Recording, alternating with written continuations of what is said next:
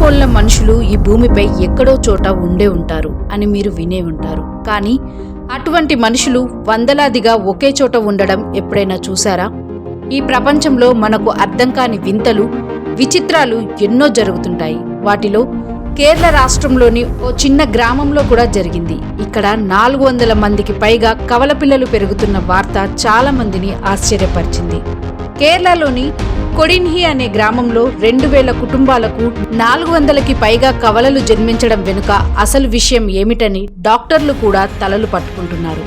ఈ అసాధారణమైన జంట జననాల గురించి తెలుసుకొని నిపుణులు కూడా ఆశ్చర్యపోతున్నారు.